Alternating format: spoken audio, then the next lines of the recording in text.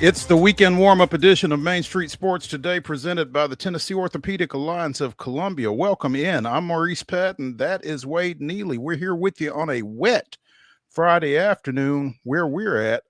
And I imagine it's that way wherever you are as well. But we'll be here for the next couple of hours talking local, regional, and national sports topics, and looking forward to doing so. Wade, what's up? What's happening, Mo? Good to see you. Good to see everybody today, man. Busy show. We're ducking and dodging, kind of like the crew up there in Louisville at Churchill Downs. Been watching some of the Kentucky Oaks coverage today, and it's dry for now.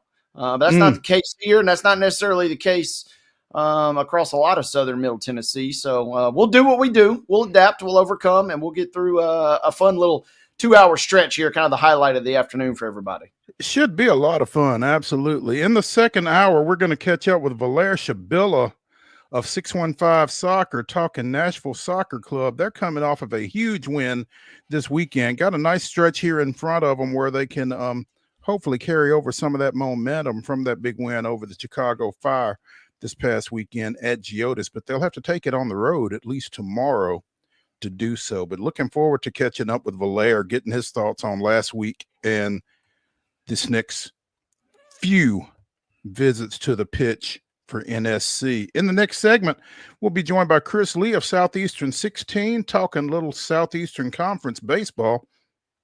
Both Tennessee and Vanderbilt coming off tough road trips this past weekend, getting back into SEC play this weekend. And also, we will pick Chris's brain regarding the situation down at Mississippi State that Wade and I discussed earlier, resulting in the dismissal of Chris Lamonis. And I'm interested, Wade, to see if Chris feels the same way that we do with regards to perhaps Mississippi State getting a little bit too big for their britches with that situation. So, yeah, maybe a victim, of trying to keep up.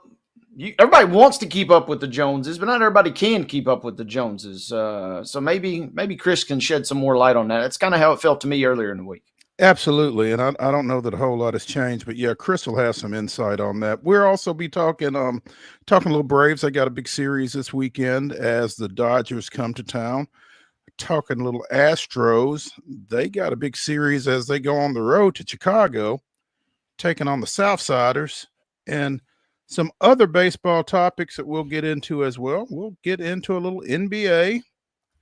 One series wrapped up last night, and another one gave us what they say are the two best words in sports, Game 7.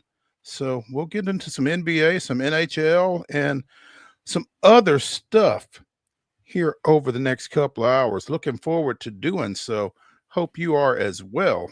At this point, again, as I look out my window, it's pretty wet, and it seems like it's going to be here for a while. So I don't know exactly what good these schedules are going to do that we're about to read, but we're going to give you yesterday's results and this weekend schedule on the rundown. This is the rundown. Coming in hot with rundown on your Friday here. We go to the Thursday scoreboard. Baseball action kicks us off as Beach defeats Gallatin last night 7-4. Centennial topping Brentwood 6-4. It was Clarksville 12, Kirkwood nothing.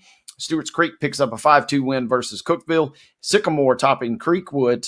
Very close game. Pitcher's duel, in fact, you might say. 1-0 was your final. Again, Sycamore on top of Creekwood. More scores. Culleoka 11-7 over Santa Fe last night. It was Dixon County topping Henry County 7-3. Eagleville picks up a 4-3 win versus Moore County. Montgomery Central dispatching Fairview 10-6. Page slips by Franklin 4-2 was your final there. It was Zion Christian 4, Franklin Christian 3. Franklin County tops Giles County last night 7-1. Hendersonville picks up a 2-1 win versus Mount Juliet. Independence all over Summit 6-0. It was Murfreesboro Central Magnet slugging its way to a 9-7 victory over Lawrence County. CPA topping Lipscomb Academy last night, 12-10. It was Cane Ridge. Speaking of slugfest, Cane Ridge and McGavock, 16-12 was your final as Cane Ridge defeats McGavock last night. Nolensville all over Ravenwood 4-1. Richland with not one but two grand slams in a 16-0 victory versus Hampshire in District 10A tournament play last night. Rockvale picks up a 4-2 win versus Riverdale. It was Columbia 4, Shelbyville 1. Blackman takes care of Siegel 3-0 last night. And closing our baseball scoreboard, it was Summertown 8-2 over Battle Creek. In softball action on Thursday, Columbia Central with a 15-0 win over Spring Hill. Donaldson Christian blanked Franklin Road Academy 7-0. Davidson Academy with a 2-1 win over Nashville Christian. No score on Cornersville and Eagleville. Forest with a 6-0 win over Rockvale. It was Hendersonville 15, Gallatin 0. Mount Pleasant all over Battle Creek 16-1. That's in a play-in game in District 10 2A. Tullahoma edges Murfreesboro Central 3-2, and Zion Christian takes a pair from Riverside Christian 14-0 and 10-0. Boys soccer action from Thursday. Forest downs Agathos Classical 5-0. Friendship Christian with a 2-1 win over Middle Tennessee Christian. It was Hendersonville 3, Gallatin 0. Smyrna and Laverne played to a 1-1 draw up in North Rutherford County. Lawson 7, White House 0. And I will tell you, there's a nice story on Main Street Preps. Blaine Keller covered that ball game for Main Street Preps, and he has a twin brother who is connected with the Lawson boys soccer program, and it's an entertaining. It ain't so much about the game, but it's worth a look. Check that out on Main Street Preps. Wilson Central defeated Macon County 4-1. Columbia Academy with a 7-2 win over Mount Juliet Christian. Providence Christian edged Ezel Harding 3-2, and Stewart's Creek defeated Lebanon 5-2. In the final game of the Williamson County Girls Flag football season, regular season, Ravenwood edged Franklin 14-12.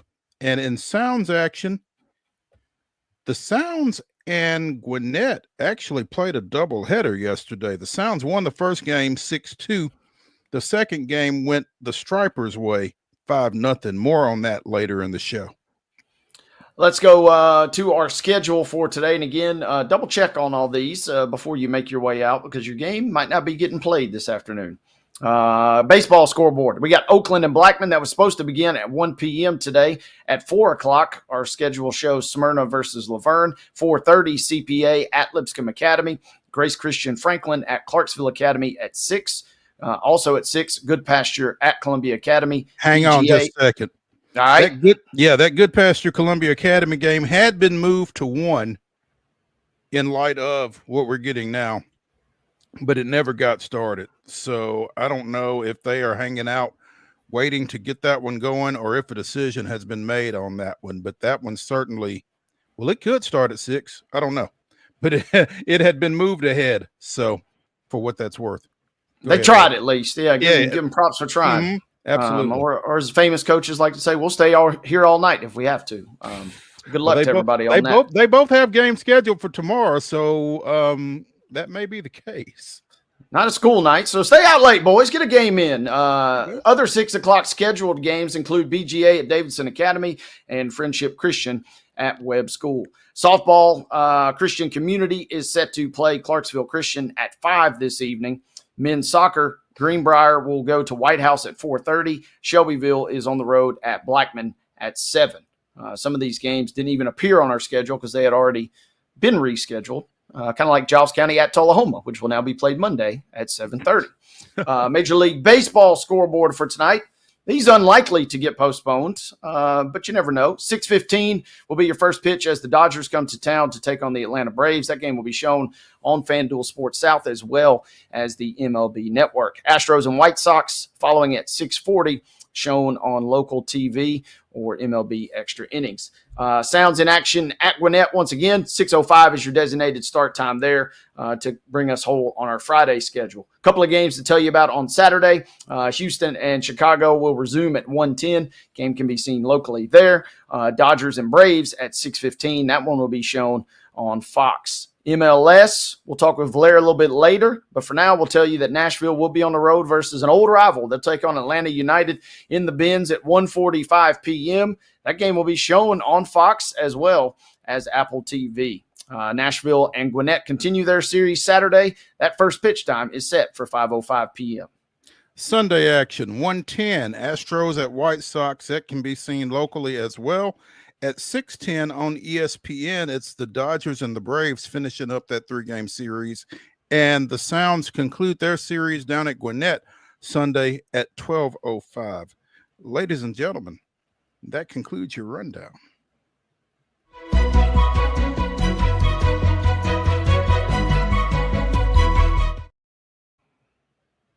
Your top story brought to you, as always, by the fine folks at Piggly Wiggly and Neely's Mill in Columbia. Be sure and check out their delicious daily deli lunch options available from 11 a.m. until 6 p.m. Also, their hand-cut meats, and everything is cost plus 10% at the cash register. Piggly Wiggly, Neely's Mill, Columbia, bringing you our top story.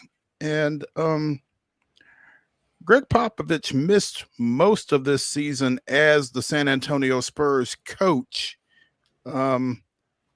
And he has coached his last game, apparently. He will be stepping away from that role and will stay with San Antonio as team president. That announcement was made earlier today. Pop suffered a stroke in November, missed, I think he coached maybe 6 games because, 5 games. Mitch Johnson took over and coached the team for 77 games and will remain in that position going forward. So Pop 76, 1,422 regular season wins, 5-time NBA champion, 6-time NBA finalist, over 29 seasons with the Spurs. 29 years. It's almost hard to remember the Spurs without Greg Popovich as coach, actually. So this is definitely the end of an era down there and across the NBA. Yeah, big news, but in some ways it's kind of expected based on, kind of just it was lingering all season. And Pop, obviously, his health has got to be first and foremost, and undoubtedly it is. And so this is kind of somewhat expected, but doesn't make it also any kind of less shocking, if that makes sense, because it will look totally different. Even though he wasn't there for a lot this season, it will still look really weird looking toward that Spurs sideline and not seeing one of the all-time greats to ever do it at any level of basketball. Yeah, I mean, it kind of got glossed over. They had a rookie of the year this year. The guard, Stephen Castle, excuse me. Yeah, Stephen Castle was named rookie of the year this year. I saw a picture maybe yesterday of him and their previous 3 rookies of the year, Tim Duncan, David Robinson, and Wemby. And I just think it would be so funny if some kind of way the Spurs come up with the number 1 pick and they've got 2 rookies of the year in Cooper Flagg all of a sudden. As a Grizzlies fan, I don't find that humorous one bit, Mo. I appreciate it. Must be nice being a Hawks fan over in the East. You can sit over there in your East Tower and make those claims. I don't want that. I'm just being objective. I just think across the NBA, I think more reactions would be like yours, actually, but it just feels like it would be so Spurish, a lot like Duncan and Robinson, that kind of thing. Absolutely. It's a lot of cool envelope, and maybe the Spurs get Cooper Flagg. It would certainly be wild. That might be enough to spur Pop to come back out and say, you know what, I'll give this thing another run. I think I'm feeling a little bit better. Absolutely. Quote from Pop in a statement that they distributed: while my love and passion for the game remain, I've decided it's time to step away from as head coach. I'm forever grateful for the wonderful players, coaches, staff, and fans who allowed me to serve them as the Spurs head coach, and am excited for the opportunity to continue to support the organization, community, and city that are so meaningful to me. Again, Johnson 31 and 45 over the interim. And he will be taking the reins full time going forward. And, given the foundation that Pop has built with this organization, it makes sense that they would just hand it off to the next man up. I mean, just kind of maintaining that continuity and that kind of thing just seems really important in that organization. Yeah, and this news, on one hand, I am very surprised. On the other hand, I'm not surprised at all. I could totally see Pop, going Phil Jackson route and, riding off into the sunset in Montana, find a nice little peyote patch and have a good time, right? But on the other hand, I could see Pop peering over the shoulders and just being totally glued and totally invested in watching his young team continue to flourish. And they will flourish whether they end up drawing a high enough ping pong ball or not, because it feels inevitable as long as Wemby stays healthy. The crazy part, Mo, is amidst all the injury talk and all the Pop drama, Chris Paul played 82 games this season, started all 82 games for the Spurs. We need to get this man some sort of trophy or, do some sort of PED check. I don't think he should be able. How in the world is my man playing? Kudos to Chris Paul for getting it done. But everything is trending in that right direction. And that's why Mitch Johnson kind of seemingly, hey, you've got the steering wheel. Just don't drive it into the ditch, it feels like right now. That was 39-year-old Chris Paul. Yeah. As a matter of fact. The oldest ever to start all 82. He will turn 40 Tuesday. So, load management and that kind of thing apparently is not a thing for Chris Paul. Like you said, going to the post all 82 games this season for the Spurs as they, struggled. So without Wemby, they were a fringe playoff team. Definitely would have made the play in with him. And then, after that, they kind of subtly, I guess maybe is the right way to say it. They kind of subtly tanked. They didn't go full blown tank, but they cashed it in once Wemby had those blood clots. Yeah. Let's take a break here on the weekend warm-up edition of Main Street Sports Today, presented by the Tennessee Orthopedic Alliance of Columbia. When we come back, we'll be joined by Chris Lee talking a little college baseball. Stick around.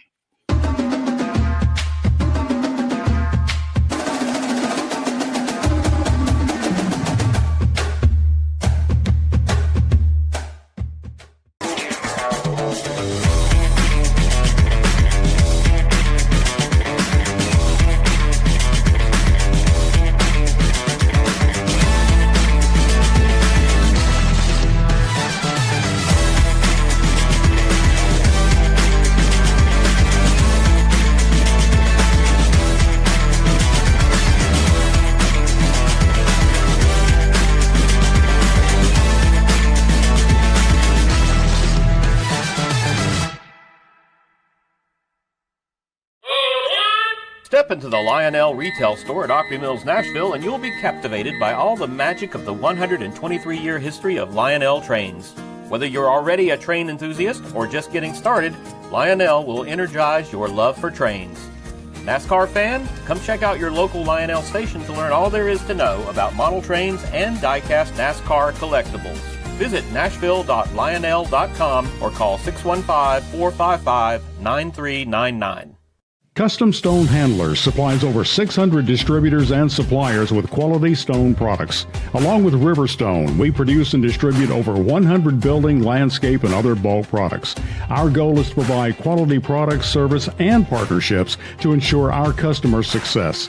We firmly believe the measure of any person or company is how you treat other people and customers. Give them a call at 931-490-4990 or visit CustomStoneHandlers.com.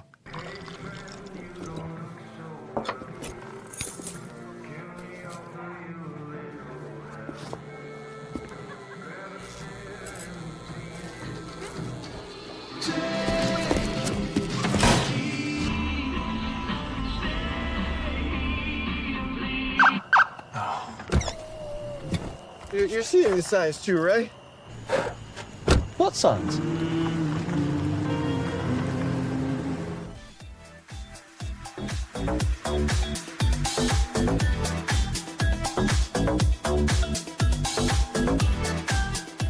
Weekend warm-up continues here on Main Street Sports Today, presented by the Tennessee Orthopedic Alliance of Columbia.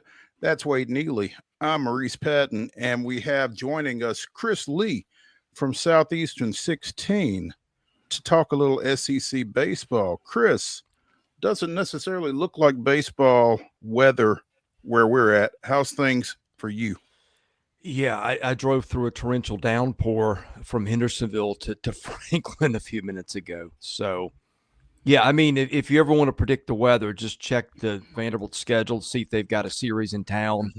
And that means it'll either be cold or raining or both. Or both. Yeah. The Commodores do have Auburn this weekend. And Alabama. I'm sorry. Yeah, thank you. Good fix. I was going to say, as they try to bounce back from that situation down at Ole Miss this past weekend, it'll be a little bit tougher bouncing back against Alabama than it might have been against Auburn. I was trying to make things a little bit easier. It should be a heck of a series, regardless. Yeah, I don't know about that. Auburn's tough too. By the way, that's who Tennessee gets. That's probably where. There we go. What you're Thank thinking, you. but yeah, but you know what? They're done with exams now. You and I know that's a big deal over there. You know, I'm not taking anything away from like MTSU 2 weeks ago when they beat them in the midweek, but like when you're seeing them miss signs and stuff like that, and I'm thinking, okay, your exams just started. You know, you talk to people around there, they'll tell you those things do matter. So I think them being clear of that probably helps them a little bit too.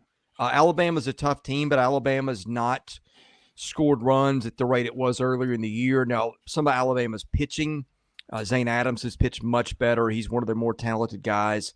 That's a real boost for Alabama. But it's a team that's not as explosive offensively as it was earlier in the year. And again, now I think the timing for Vanderbilt being at home and being done with exams will, you know, I'll be interested to see how that plays out. Obviously, Ole Miss is playing some pretty good ball themselves, and in Oxford in particular, and the fallout from exams, but also it's just life in the SEC, as we've discussed on multiple occasions. I mean, not a whole lot of shame in the grand scheme of things of dropping 2 of 3 at Ole Miss. Yeah, I mean, I've said it before, just run down the RPI. And I don't know what it is today, but it's, you know, probably 7 of the top 10 teams are in there. You've got a couple more in that next 11 to 20, and then some teams like Oklahoma in the low 20s. I mean, Florida's 18 in the RPI right now, guys, and struggling to get in the tournament. You know, barely 5. You know, what are they? 8 and 13 in the league, I think it is. Mm-hmm. I mean, it's crazy. How? I mean, if they are 500 overall, aren't they in? I'm sorry, I misspoke. If they get to 500, they're absolutely in, and I would put them in right now at 8 and 13. The point I was trying to make is, you know, look at where their RPIs and look at their league record, and but that's this league, man. Somebody wins and someone loses. Yeah. You talked about Tennessee and Auburn. Tennessee dropping 2 of 3 at LSU. And again, not a whole lot of shame in that, but for the defending national champions and taking it on the chin the way they did in the rubber match 12-2 down there. We talked to Ben McKee of 24/7 Sports about a week and a half ago. What are the concerns about UT? Are there concerns about UT, or is it just life in the SEC? Well, some of it's life in the SEC, but also you watch them, and they're having some big issues defensively. Like with several infielders, just the simple act of fielding a ground ball has been a challenge at times. Throwing errors have been an issue. Marcus Phillips has had big time headaches holding runners on. What was it? Kentucky stole 10 bases on him in 4 innings 2 weekends ago. You know, to the point where you're seeing Tony Vitello try guys in spots where you know that they're leaving a good hitter on the bench because they got to be able to field a ball. You know, the back end of the bullpen got blown up last weekend on Friday and then again on Sunday. So I don't know. I mean, I think the rule is pretty much everybody's going to look bad a couple of weekends. The question to me is, and again, there are some cracks in how they're built, but man, you go look at draft boards right now. I mean, they've got maybe 3 or 4 first-round picks on the roster. At some point, does talent win out? I think that's a distinct possibility. Wouldn't surprise me if they, win the whole thing. But at the same time, if it doesn't go well, you're looking back and going, well, when when the left side of your infield can't make simple defensive plays, that's going to be a problem when you get into postseason. So I don't know where it'll go. I usually bet on talent, but there's some things that they are really poor at that they're going to face some teams that will be able to exploit that too. Chris, jumping kind of out of the Volunteer State for a second, I want to ask you, what do we take from Texas A&M losing not 1, not 2, but 3 one-run games to arch rival Texas? Seemed like the Aggies had some mojo the last time you joined us here on the show. Did they just run into a buzzsaw in Texas, or are they kind of falling back to what we saw earlier in the season in your mind? I didn't take anything away negatively about A&M. What they gave up, like 11 runs or something like that, and 2-1, 3 2-1, 3-2, 6-5. I've got the results of every series from the league in front of me, and nobody has lost 3 one-run games in a weekend the whole year. In fact, I'm wondering how many teams lost 2 one-run games. It's a number you can count on one hand. I just think that was not an anomaly, because Texas is really good, right? But that's just tough luck. That's just baseball. You lose 3 games at Texas, a very emotionally charged atmosphere for the reasons we all know. I did not come away thinking any less of Texas A&M. The problem for them is, because of that slow start, you got to win enough games to get to the NCAA tournament, which is an issue for them at the moment. I still think they're in pretty easily right now, but you get swept in another series, and that can change pretty quickly. So I did not think any less of A&M. In fact, I picked them. Who have they got this weekend? Well, I was going to really say the schedule gets a little easier, because they got to play, instead of number 1 now, they get to play number 2 this weekend in LSU.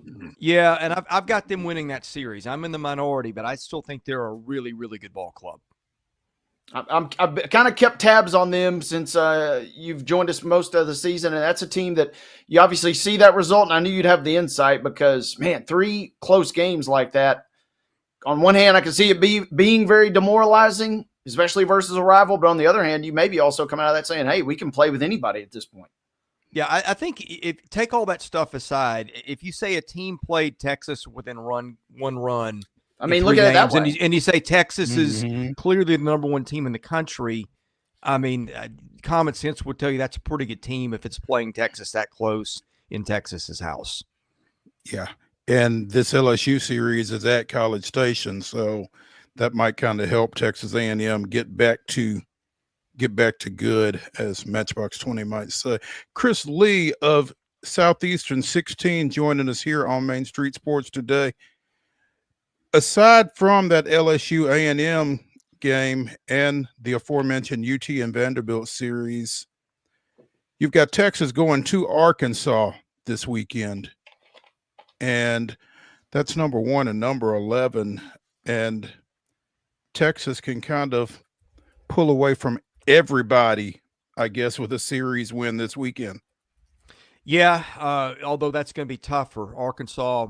It was only Thursday night starting series last night, and Arkansas beat them 9-0, which Arkansas really needed, because Zach Root had not looked good in a while, looked great last night. Cam Kozel homered for Arkansas, which has got some injuries. But, I mean, look, Texas could get swept this series, and it wouldn't change anything. Texas would still be the number 1 overall seed. It would still be in the driver's seat for the SEC title. I mean, they've just lapped the field in terms of what they've done. What other series has kind of captured your attention as we get going this weekend? Oh, I think all of them are interested in their own way, except for Missouri, Georgia. Missouri's just dreadful. It'd just be how many runs does Georgia score in that series? I think Alabama Vandy's interesting. Both teams are playing to host, and really a national seed is on the table for both, especially Vanderbilt. Kentucky Mississippi State will be interesting. It'll be the first series that State's had without Chris Lemonis. Unfortunately, and I thought this feels like a bounce back series. Stylistically, I don't think there's a team that I mean, I guess you wouldn't want to face LSU or Texas, but other than that, I mean, State's having fits defensively. Controlling the running game, just like Tennessee fielding simple ground balls. And Kentucky is the biggest small ball team in the conference. Mm-hmm. They will bunt, they will run. I remember when Kentucky beat Texas a couple of weeks ago, the one game it took, it scored a man from first on a sacrifice bunt just because they put so much pressure on the defense, and Texas kind of melted down. That's the stuff that Kentucky does, and I'm concerned about that for Mississippi State. I think you've got Florida, South Carolina. Florida really needs to get that series. I'm putting South Carolina on mail it in watch for a few reasons. Ole Miss at Oklahoma will be interesting. Anytime. Have you guys seen Malachi Witherspoon pitch? Have not. Clips. Let me tell you. Tune into that one. You watch him, and it's not hard to spot the major league arm. I mean, he deals with confidence. He's got great stuff. He's as good as any pitcher in this league in a year that I've never seen aces like this league's got. Mm-hmm. I've left somebody out I know. Oh, Auburn, Tennessee, I think is interesting. You've got as good a pitching matchup as you'll find with Dutton and Doyle tonight. Auburn's been really tricky, not been as good on the road, but played a brutal schedule. Tennessee actually has played better on the road than home lately. Tennessee's got to get it's got to get something out of A.J. Russell on Sunday. I'll be watching that. Doyle is just a shutdown machine right now, and game 2 will be interesting. Auburn's not great in game 2 and 3 with their starting situations, and Marcus Phillips has either looked really good or really bad the last few weeks. I'm really interested to see where that one goes. South Carolina, have they been particularly disappointing in year 1 with Paul Maneri? I think a little bit. The issue for me, Eli Jersenbeck, who would have been their best pitcher, they thought they were getting him back this year. He hasn't thrown a pitch, won't throw a pitch. That was a big blow. I mean, he could have been an ace. I don't know on par with the Doyle or those guys, but he would have definitely been Carolina's best pitcher. They've not hit very well, which I thought they'd hit better than they've hit, and now Ethan Petrie's gone for the year, who's hands down their best player and maybe a first rounder. So I think if Carolina had Jersenbeck, I would have felt better about their chances. I thought they were being overrated a little bit, but once we got in the season, and here's the crazy thing, guys. South Carolina was 15 in the SEC. I think, unless something's changed in the numbers overnight, I think is the only team in the country that doesn't have a loss in quad 2 or 3 or 4, and is 15th in the SEC. That tells you again how tough the league is. Speaking of the league, Chris, I'm looking at the RPI, and obviously it's dominated by the SEC. First 6 spots, they're holding it down. But then you have a slew of ACC teams in Florida State, Clemson, and then North Carolina. Do we have enough of a sample size to kind of get into the conference comparison game? I'm curious, as we get closer to regional, super regionals in Omaha, who do you like? Are those the only real contenders in your mind that could give an SEC team a challenge? Is someone from the Atlantic Coast Conference? Probably. I mean, you could say Oregon State maybe, but Oregon just went there and took 4 games in 4 days from Oregon State. So that's a team without a conference schedule, so harder to know how good they are. I think it's an ACC-SEC battle. I think those 3 teams in the ACC seem like they're in that elite tier. NC State's actually winning the league. That may be more a product of a schedule than anything, although they're pretty good too. But yeah, I don't and let me check my list here, guys, just to make sure I'm not leaving anybody out. I mean, maybe your best team outside those UC Irvine is up there. They're ranked 11th. Yeah, that's one I was going to mention. West Virginia is 37-5, but it's also only got 1 win against a team that would actually get an at-large bid. It played And a didn't series they against just Arizona. lose midweek? Didn't they just lose to Marshall maybe this week? I don't remember. And excuse the howling in the background here. The thunderstorms, I guess, are setting that guy off. But I mean, they just haven't. It's been a weird schedule. Here's one thing I hate about the all the realignment, it's created these super conferences, and you get these unbalanced schedules. And Mhm. West Virginia appears caught the soft underbelly of a Big 12 that's probably down a little bit anyway. And so, I mean, people think they're a really good team, but hey, play somebody and tell me. And the one series they had that was really tough was Arizona. They lost 2 or 3, and that's all we've got to go on. So I don't know. Marshall beat them Tuesday night 5-4. Oh, okay. Good catch. Yeah. And that's a bad loss. Yeah, gets them to 37-6 on the year. But yeah, I'm sorry, I misread that. That wasn't this past week. That might have been a couple weeks back, because that may have been baked in No, already. it was Wednesday. It was Wednesday. Oh, yeah. well, you don't see many Wednesday games. That's why I was confused too. I'd missed it. Heck, that dropped them all the way to 18th in the RPI. Yeah. They were 10th or 11 before that. Yeah, they defeated Marshall on April 15th at Huntington, but then they lost to Marshall Wednesday night 7-6 in Charleston. Yeah, you almost never see Wednesday night games. Yeah, they are going to no, they've got Texas Tech coming to town this weekend for 3 games. So again, Big 12 action. Chris Lee of Southeastern 16 joining us here on Main Street Sports today. Chris, you mentioned that Mississippi State will be playing its first series without Chris Lemonis. Wade and I had some thoughts earlier in the week when it was announced that he would not be going forward with the Bulldogs. What's your read on that situation, on that coaching change?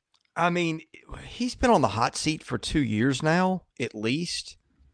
What a bizarre thing. I mean, to win the College World Series, which they'd never done, and then you're thinking, okay, now they're going to be on top of the world, potentially, and they don't even get to hoover the last 2 years, guys. Now, last year, I think, and I do wonder this too, sometimes when I see the NCAA tournament seed its field and everything and give hosts, I thought that they should have hosted a year ago instead of getting sent to Miami, and they lost there. I mean, if you play that over, if you give them a regional in Starkville, maybe they win that. You know, maybe they go and get somebody in Super and they're in Omaha and we're not having this conversation, but that's how it went.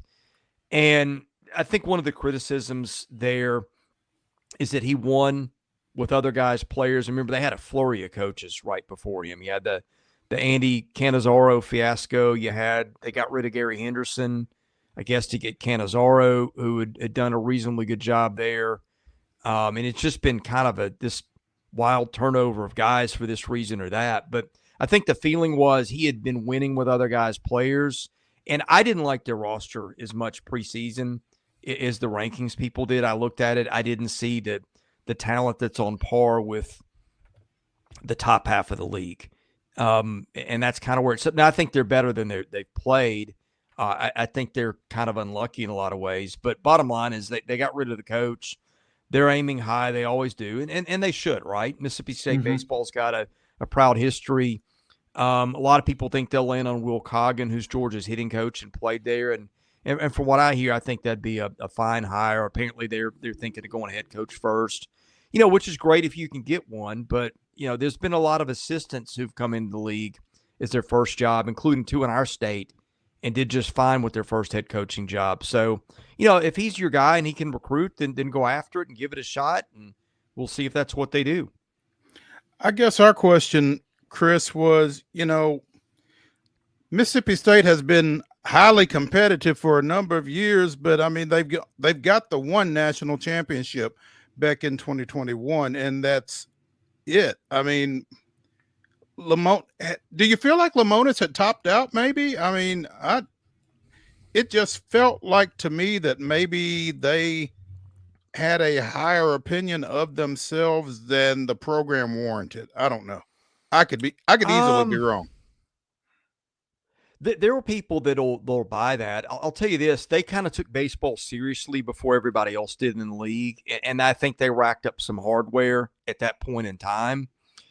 Now, having said that, they've also been pretty good. They put a lot of resources into baseball. They have a very passionate fan base, and those are all things that kind of help you win.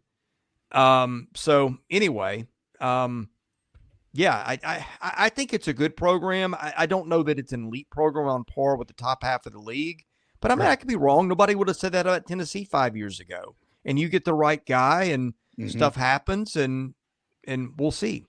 I'm kind of fascinated by that, because to me it did feel like, hey, we're the blue bloods of this conference, but maybe not just perception. That may be your perception. So I'm fascinated by who they do go after and who maybe says yes to that job, because if they can bring in somebody, maybe you start that trend to climb back up. I love what you said about them kind of taking advantage of some other schools that weren't necessarily treating baseball the way that it was treated there at that time. Yeah. Yeah. I think it's going to be interesting to watch and see what they do. Mm-hmm. Chris Lee of Southeastern 16 joining us here on Main Street Sports Today, presented by the Tennessee Orthopedic Alliance of Columbia. Chris, as always, man, we appreciate you taking some time with us, and glad you were able to get through Nashville and the weather without incident. Look forward to catch. Oh, hey, let me ask you this before we let you go.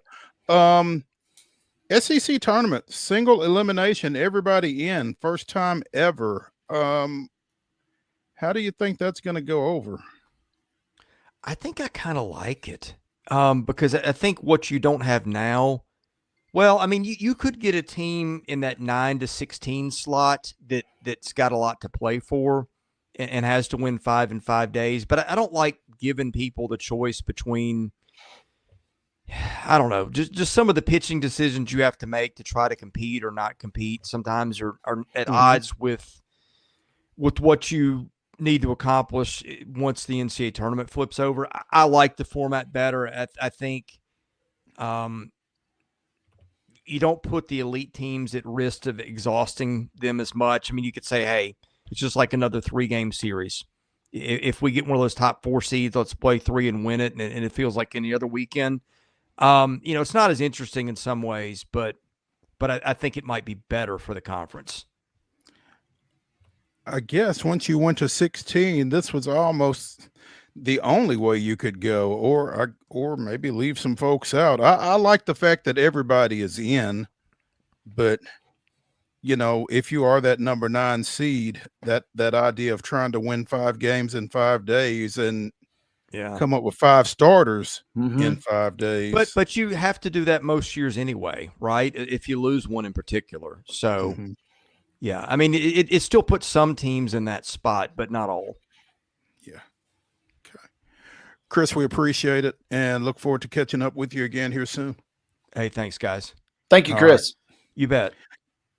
Let's take a break here on the weekend warm-up edition of Main Street Sports Today, presented by the Tennessee Orthopedic Alliance of Columbia. When we come back, we'll continue the baseball talk at the major league level. Stick around.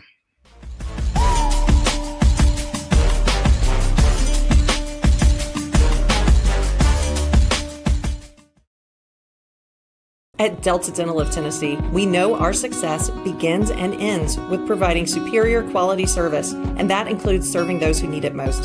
This year, we're celebrating 25 years of giving back to the community we call home. Delta Dental, along with our Smile 180 Foundation, supports Tennessee's dental colleges and oral health education, children's hospitals, free and reduced cost dental clinics, and other like-minded charities. Here's to the next 25 plus years of ensuring healthy smiles.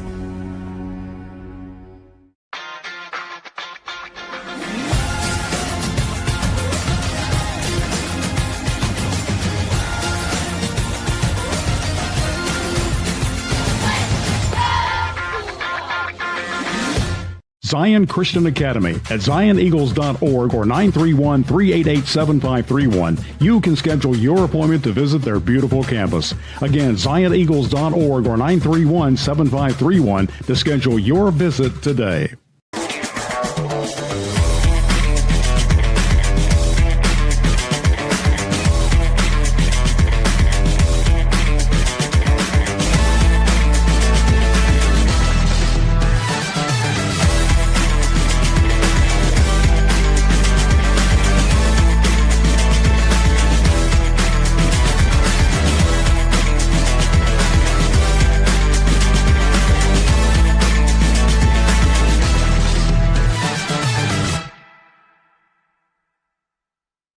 game without a crowd is just a scrimmage.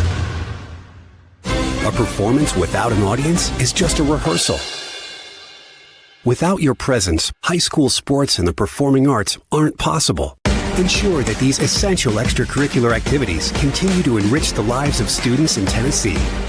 Purchase a ticket to your local high school's game or performance. This message presented by the TSSAA.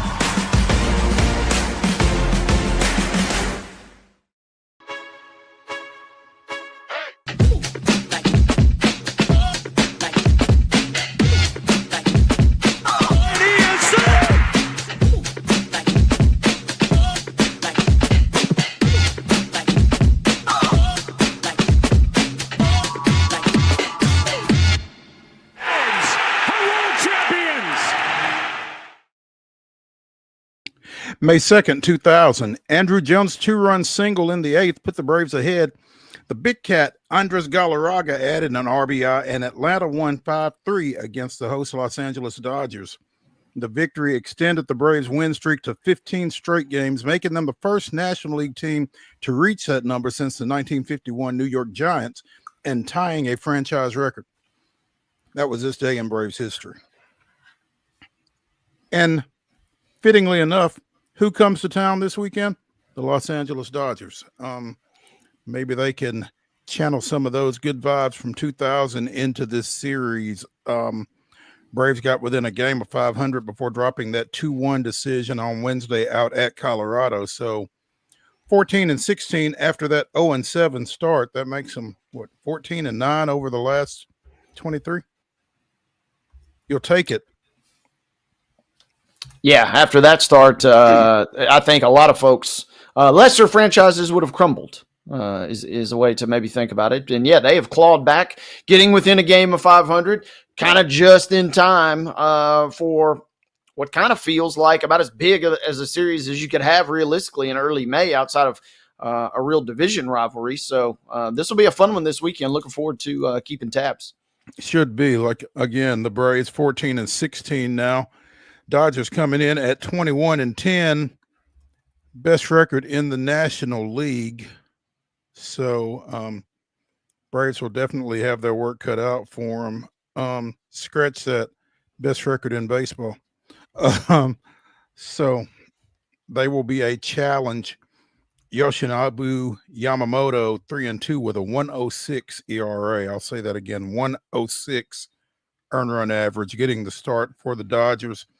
It'll be Grant Holmes 2-1 with a 4.50 going to the bump for Atlanta in this one. And yeah, like you said, outside of a division rival, and I guess in part because they were division rivals for so long, this one feels big. Dodgers, Braves, I mean, they've met so many times. Again, when they were both in the NL West, here in the postseason of late, it just feels like there's always something on the line when they play, whether it's regular season or not. So this will be big, and I'm sure that the crowds at Truist will reflect that over the next 3 days, including that night game on Sunday that'll be on ESPN. Tomorrow night is on Fox, on Big Fox, as they like to say. So I'm sure everybody's looking forward to that as well. Also look forward to many Freddie Freeman jerseys in the crowd. Yeah, that'll be in varying colors. In varying colors. Yeah, exactly. Some Braves, some other. Mm-hmm. Yeah. Again, Houston goes to Chicago, taking on the White Sox tonight. That's a 6:40 start. It'll be Framber Valdez going for the Astros, 1-3 with a 4 ERA. Jonathan Cannon, 1-3, 4.50 for the White Sox. And much like we were saying, Wade, about the Braves at Colorado, kind of got to be Houston's approach to this matchup with the White Sox. Houston coming in at 16-14, the White Sox 8-23. The worst record in the American League, and you kind of got to be thinking sweep if you're Houston, right? If you're in the clubhouse, you certainly do. If you're kind of a rational fan, you'll get what you get. I'm not banking on a sweep as a fan. I'll take what I can get. Be nice to get off to a good start tonight with Valdez. Be nice just to see him turn in a good performance and then kind of see what happens. So expectations perhaps not quite as high as the Braves before their series versus Atlanta, but Houston, again, they're just kind of in that jumbled up, weird, kind of can't take your eyes off of it division that is the American League West, and be nice to see them string together some victories versus an inferior team. The Houston Astros teams of old would throttle these guys. Last year, I feel like Houston lost it. I want to say it was versus the White Sox. They slipped up in one of these early series, and we're like, man, what is the deal here? These are not the Houston Astros teams of old, and so I'm kind of tapering my expectations accordingly. But internally, yeah, you got to be thinking get all three. All of that said, as you look at the AL West standings, at Seattle atop it at 18-12, 2 games back. The Houston Astros at 16-14. So yeah, and they're lucky to be there though, because Seattle's playing good ball all of a sudden. They got off to a really slow start and suddenly have caught fire. They're 8-2 in their last 10. They won 4 in a row. They're starting to hit the ball finally. They're playing well, and we saw the Angels lead the division. We saw Texas lead for a long time. Houston has always kind of been within a game or two. Haven't really led, but for maybe a day early in the season. And the A's are, well, the A's. So Seattle finally is like, you know what? We're going to take up and kind of thrust ourselves into this conversation here and grab this division seemingly. So Houston better be careful, and the rest of the West better be careful. Seattle finally might have been the team that said somebody's got to win it. It might as well be us. Don't let Seattle get hot, huh? Right. That's what they say. Paul Skeens, your National League 2024 Rookie of the Year and Cy Young Award candidate for the next 10 years to listen to some folks. The Cubs weren't among them. Dansby Swanson, Kyle Tucker, and Seiya Suzuki each hit home runs in the 5th inning of Skeens' start against the Cubs last night. The Cubs won that game 8-3. It was the first time he's given up 3 home runs in an appearance at the major league level, and he did it all again in 1 inning, specifically over a stretch of 5 hitters. Swanson homered on an 0-2 pitch, which is never supposed to happen, and Tucker and Suzuki went back to back. Skeens goes 5 innings, gives up 5 hits, walks 4, just 2 strikeouts. And again, the 3 home runs, all of which were earned. He had only given up multiple home runs in one other start. That was against the Dodgers last year. So I don't know if you want to say that there are chinks in Mr. Skeens' armor all of a sudden, or if baseball's just catching up with him, but something happened last night that ain't supposed to happen. I think it's a little bit of all that, and I think the Cubs are they're not a wagon yet, but they're getting close. They are tied with the Yankees, tied with the Mets for that best run differential in baseball. Their offense has been electric, and some of that has been a function of beating up on some bad teams. They've gone and tuned up the A's a couple of times, and obviously you get to play Pittsburgh multiple times. Every game except the one Skeens is starting, you're thinking you probably got a good opportunity to score a lot of runs. So it's a little bit kind of a factor of all that. Vegas still not buying that though, Mo. They still have Skeens as the prohibitive favorite. Yamamoto is right behind him at number 2 with Hunter Green and Zach Wheeler trailing. So at least Vegas thinks maybe it was just a one-off versus a really good team. I don't know. He also got roughed up by the Cards a couple of weeks ago too. So I'm kind of curious. The vibes are not good all around in Pittsburgh, both with Skeens and the team as a whole right now. I think they had a better anticipation than being 7 back at this point in the season in that NL Central. Cubs 19-13 leading that NL Central, as you mentioned. And they played great. I'm glad you mentioned the Cards because and real quick, and that's with 2 losses in Japan to start the year to the Dodgers, kind of really before things got cranked up too. Yeah, exactly. The Cardinals have 3 against the Mets this weekend. The Sunday starter for the Mets apparently will be former University of Tennessee, former Loretto High School standout Blade Tidwell. He has been called up from AAA Syracuse, and all indications are that he's going to make that start at Busch Stadium on Sunday. As part of the team's plan to give other starters an extra day of rest. Over 27 innings at Syracuse, he had a 5 ERA, but he had 18 strikeouts in his last 2 starts. So that'll play. We talked about Blade back during spring training. He had an immaculate inning.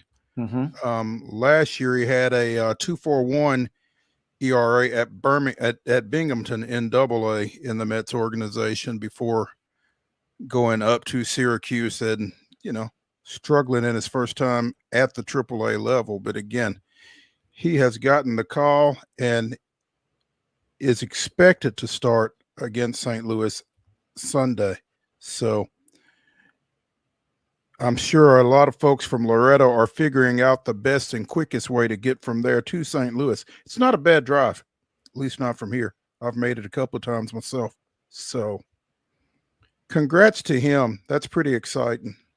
Absolutely. And I mean, it certainly feels like a one-off opportunity to an extent. So, if you're only getting that one shot, at least for now, yeah, let her rip, man. Could you imagine he goes out and throws smoke versus one of the best teams in baseball? If that will not potentially raise some eyebrows and get you a further spot in that rotation or in that mix, I don't know what will, man. Make the best of it, young man. Oh, absolutely. I mean, he's got to go up there and make it really hard for them to send them back down. That's right. What he needs to do.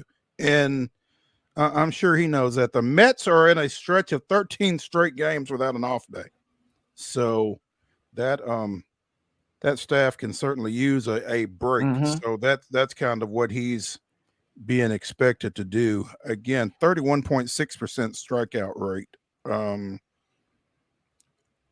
And he was as high as 99 with the velo at Syracuse. So again, he's got plenty of stuff that will play at the major league level, and hopefully he gets an opportunity to show all of that on Sunday at St. Louis. Finally, Jazz Chisholm apparently is going to the IL with an oblique strain as the hits keep coming for the Yankees. Strained it Tuesday in a win against Baltimore. He was placed on the IL today, the 10-day IL retroactive to Wednesday. They don't know how soon they expect him back. I'm not really as concerned as everybody else. I feel pretty good. I've torn my oblique before, so I know it's not torn or anything. It was just to be cautious. But he's hitting 181. 7 home runs, 17 ribs, and 181. Those numbers don't necessarily go together, but maybe he just needs a little break to kind of clear his head a little bit. So we'll see what the Yankees, 18-13 coming into today, wind up doing with Chaz. Hopefully he can get back and get healthy anyway and go from there. Again, the Sounds and Gwinnett split a doubleheader yesterday. They play again today. That'll be a 6:05 start here in Nashville. That 5-0 loss yesterday was the first shutout of the year for the Sounds. So they've been getting it done pretty well offensively to this point. And ideally, they will be picking the bats back up tonight at Gwinnett. Let's take a break here on the weekend warm-up edition of Main Street Sports Today, presented by the Tennessee Orthopedic Alliance of Columbia. When we come back, we'll get into the grab bag. Stay with us.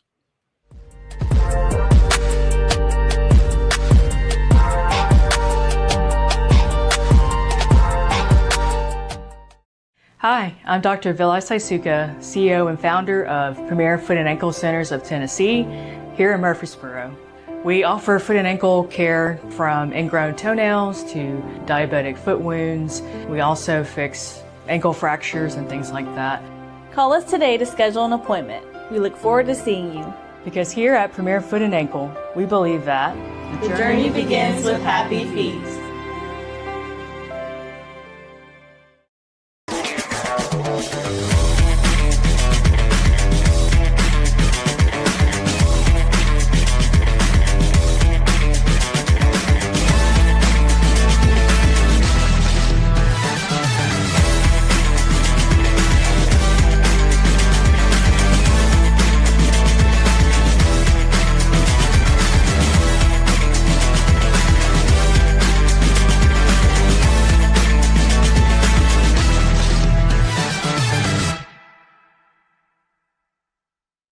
Jones & Lang Sporting Goods here in Columbia has been outfitting teams, officials, and anybody else from T-ball to college for 50 plus years. Be sure and check them out at 931-388-8060 or online at jonesandlang.com. Jones & Lang Sporting Goods, the look of a winner.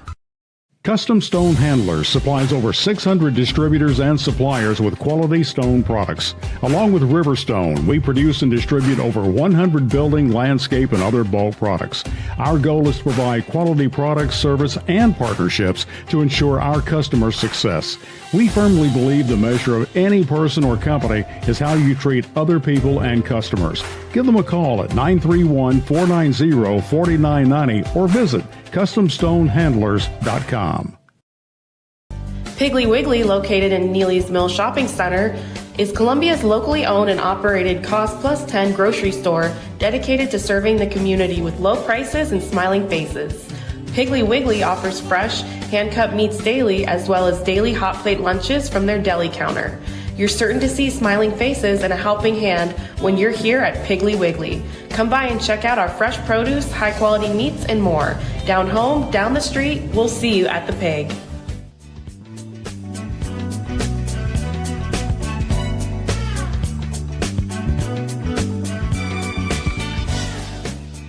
Hour number 2 of the weekend warm-up edition of Main Street Sports Today, presented by the Tennessee Orthopedic Alliance of Columbia, starts right now. I'm Maurice Patton. That's Wade Neely. The Knicks finished off the Pistons last night, 116-113. Knicks winning that series 4-1. And I think, Wade, that was pretty much the expected conclusion of that series. Maybe Detroit was expected to maybe put up a little bit more resistance, but I think ultimately the Knicks were supposed to win it. Is that fair to say? Fair to say. If anything, if you're Detroit, you come out of this series more excited than ever. You've been toiling at the bottom. You've been lost in the wilderness for so long. Those Ben Wallace years are not coming back, and have not come back to a franchise that is so proud and has such great history. But then, kind of out of the wreckage this season, which probably was still a year ahead of schedule in terms of their rebuild. Not only do you make the playoffs, flirting with getting the 4 seed, you steal a game or two. And, if a call here, a call there, maybe goes a different direction, maybe this series is a little closer. If you're Detroit, you got to feel really good about this. But, yeah, it certainly felt like the Knicks should and did take care of business. Yeah, I misspoke. That was 4-2, not 4-1 for the Knicks in that one. But not so gentlemanly.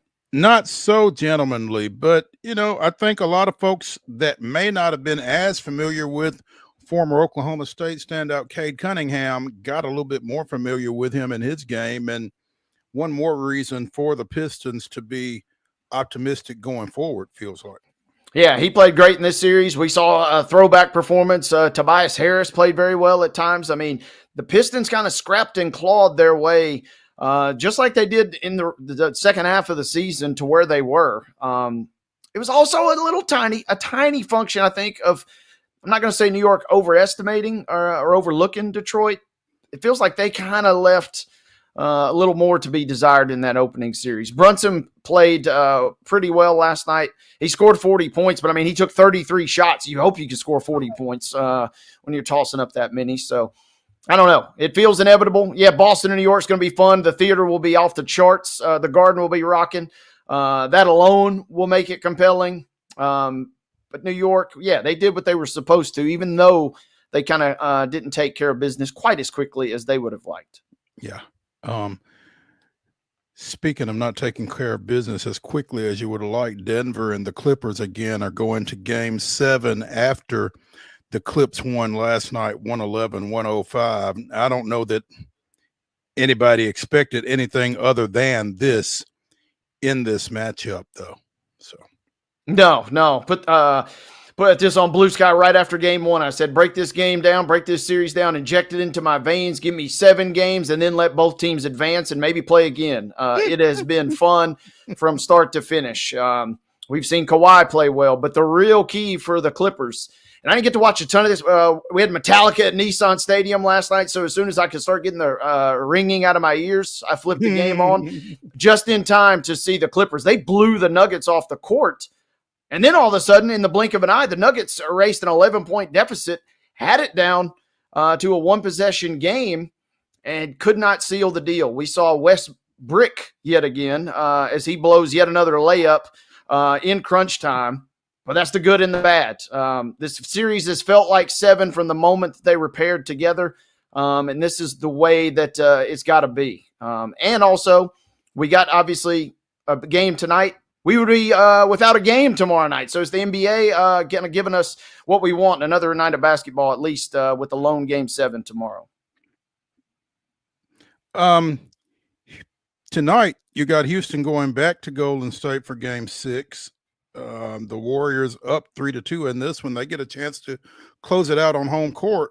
And again, as Wade keeps telling me, we're disregarding seeds in the West in particular, but I don't know that we necessarily expected Golden State to be in this position to have a chance to close on home court. Not necessarily. No, I feel slightly disappointed in the effort we've seen from the Rockets to this point, but then you kind of got to take a step back.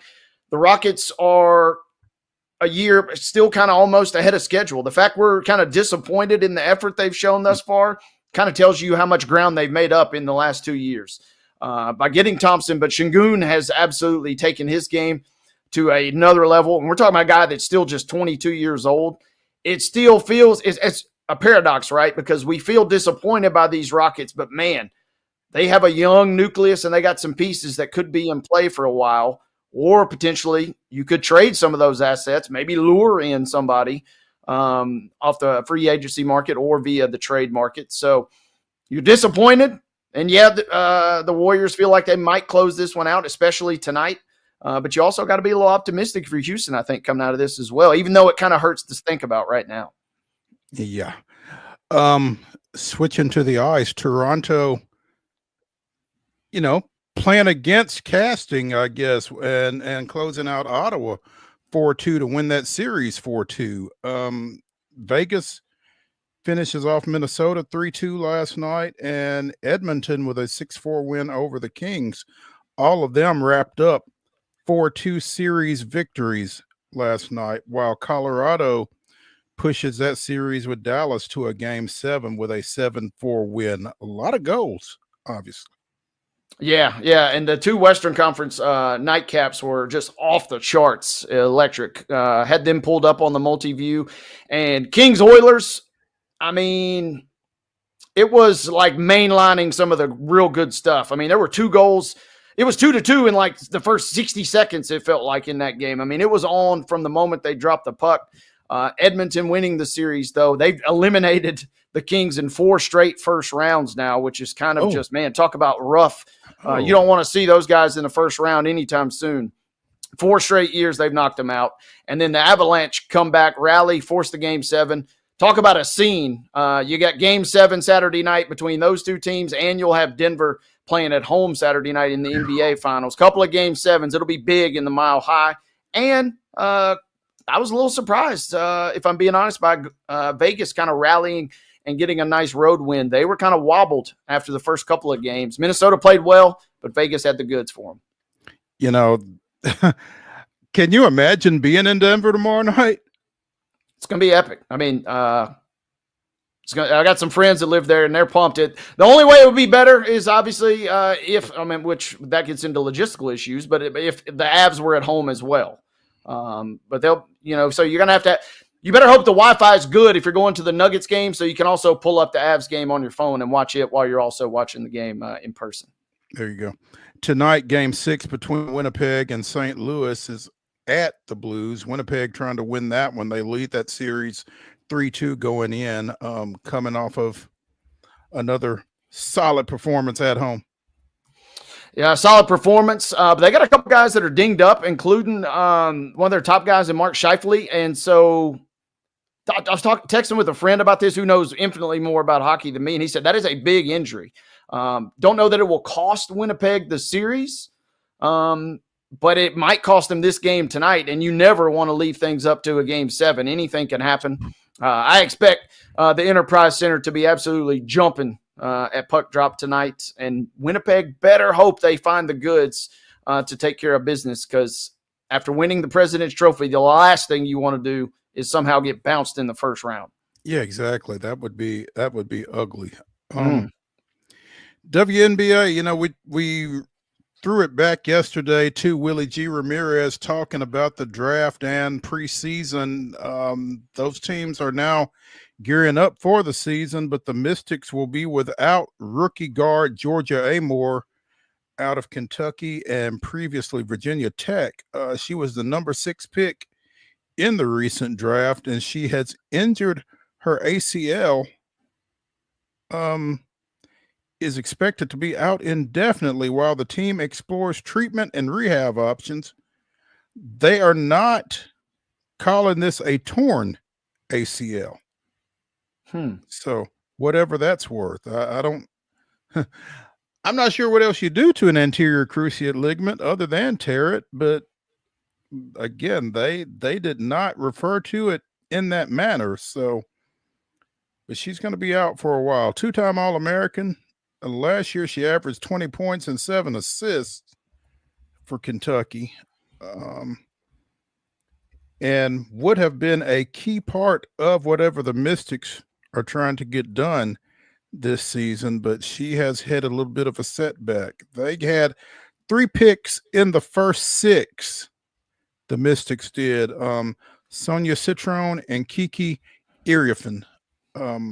The latter off of that USC team. So they were going to be young and talented and a little less of each for the moment without Amore. So we'll be keeping an eye on that as the season approaches. From the NFL, Mike Tomlin's son is going to rookie minicamp with the Bucs. That has an interesting sound to it. I don't know if you're Dino Tomlin. Couldn't get a deal in Pittsburgh? Well, I don't know if you want to play in Pittsburgh, though, if you're Mike's son. Do you? As hard as he is anyway? I mean, playing for fathers has been in the news recently, so maybe that's just why I was immediately thinking of it, I guess. It has, in fact, been in the news. Yeah. Came out of Boston College and obviously did not get drafted, so he is going as a UDFA to Tampa Bay for their 3-day rookie minicamp, and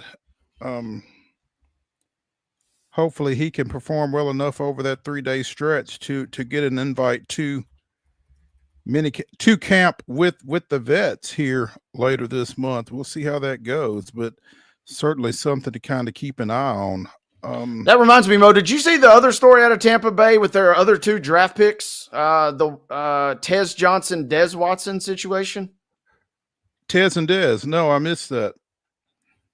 The Buccaneers now have the heaviest player in NFL history and the lightest player in the NFL history. They drafted them both. They got Oregon wideout Tez Johnson. He's 5'10", 154 pounds, soaking wet. And then big Desmond Watson tipping the scales, the former Florida Gator. Yeah, 464 pounds. So they got a tall and a small right there in the same room, and you got to love it. The lightest and heaviest players in the NFL this year, both in Tampa Bay, along with Mike Tomlin's son. 154. Better be quick. I hope he can run, because goodness gracious, that's going to be interesting otherwise. but he never gets hit straight on, right? I mean, that's what they say about those small guys, right? They never take a direct hit. Unless Desmond Watson gets a hold of him, he's glad he's on his team. He would pancake that guy. It would be a crater if he brought him to the ground. How big is Desmond again? Where does his height go? He's 464, 6'6", 464, the heaviest player in NFL history. So he's 3 times this kid's weight. Yep. Man, that's crazy. As I was looking at this Georgia Amore piece online, I saw something breaking. Isillo, apparently, if I'm pronouncing that correctly, the Memphis Grizzlies interim coach has been named the permanent coach over there. So trying to grab more on that as we speak. Not necessarily shocked by that. Felt like Taylor Jenkins was probably going to get canned in this offseason. But the timing, we talked about it a couple weeks ago and it went down. That guy's a Boy Scout, so there was no scandal going on. And when there was no scandal going on, it felt like, hey, we don't want to lose Iasalo, so let's just go ahead and push Jinx out the door, which we were going to do anyway. And now you get him. Didn't obviously do great in his postseason debut or the end of his regular season, but he's highly coveted in that organization. Kind of a, borderline, you might use the term shady, the way they kind of did it, but that's their right and that's their decision. That's the move they made. Yeah, Salo. So you pronounce both the I's there. Okay. The Finnish national. Yeah. I have full confidence in Thomas serving as head coach of the Memphis Grizzlies going forward. Grizzlies president and GM Zach Kleiman said his teams at every level have been disciplined, tenacious, and connected on both sides of the floor, consistently exceeding expectations. We look forward to the same in Memphis. Memphis was 4-5 under Iasalo during the regular season. Then got swept by Oklahoma City after making it through the play-in. So, what is he? 5-9? Is that right? Asked me to do math. That's not good. Yeah, my bad. Yeah, they said there would be no math. At any rate, I'll tell you what, though, after February 2nd, I'll tell you what, a great piece on The Athletic from John Hollinger, who used to work for the Grizzlies front office. After February 2nd, Memphis went 0-19 against teams that were in the top 12. So when I told you guys they nosedived, they feasted on a lot of cupcakes early and got some decent wins early, but they didn't beat anybody down the stretch. They brought him in, Iasalo, over the offseason to kind of run that offense, to kind of implement a new offense. Depending on who you read, who you listen to, that kind of led to some butting of heads, and we kind of saw how it played out. Kind of felt like he was going to get the job the way things kind of went down they did in March. Yeah. We talked about the Falcons and defensive coordinator Jeff Ulbricht's penance from the NFL for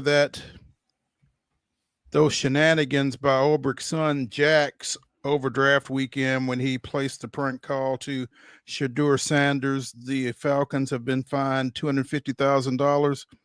Ulbricht has been fined $100,000. And I will tell you that when Jeff Ulbricht addressed the Atlanta media earlier this week, the video from that kind of made me feel a little bit different about him in the light of this situation than I did previously. Mark, have you got that?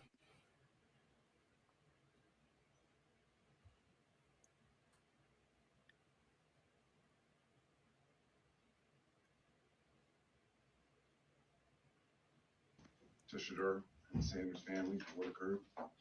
Second of all, I want to publicly apologize to Mr. Glenn, Terry Fontenot, Reed Morris, the entire Falcons organization. My actions of not protecting confidential data were inexcusable. My son's actions were absolutely inexcusable. And for that, we are both deeply sorry. The NFL has taken action, and I fully respect the punishment. We take full responsibility, my son and myself, and we will not be appealing the fine in any way. Going forward, I promise my son and I will work hard to demonstrate we are better than this. Again, I'm deeply sorry for our actions. It just felt like there was an earnestness there to Jeff Ulbricht's remarks that deserved, to be acknowledged. It wasn't like he was just blowing that off as kids being kids or anything like that. He sounded like he was visibly shaken by, the entire turn of events, and said that they reached out to the Sanderses immediately and they were way more gracious than he felt like they had to be under the circumstances. I mean, just everything that he said really felt like the entire situation resonated with him. And I just think he's to be commended for that in the light of that situation. I think you're right. I'm also thinking he just got to town as the defensive coordinator, so you kind of better play nice. But my thought to you, Mo, is which is more embarrassing for Jeff Ulbricht, this situation or having to be the interim Jets head coach last season? Both are equally embarrassing for different reasons. Yeah, that one's tough to overcome. I don't know that I got a good answer for you. I don't know. We'll have to roll that one over and revisit it at some point. But yeah, let's take a break here on Main Street Sports Today, presented by the Tennessee Orthopedic Alliance of Columbia. When we continue the weekend warm-up, we'll be joined by VALAIR SHABILLA of 615 Soccer, talking a little everyone in. Stick around.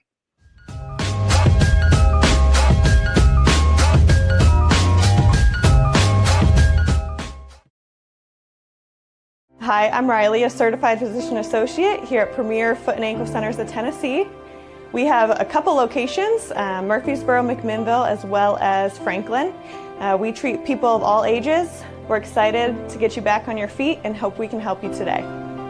Call us today to schedule an appointment. We look forward to seeing you.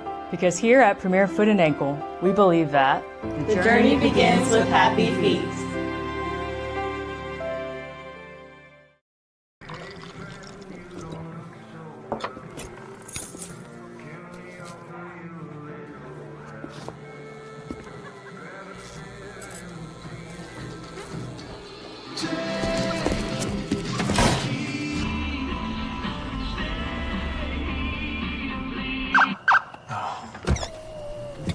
You're seeing the signs too, right?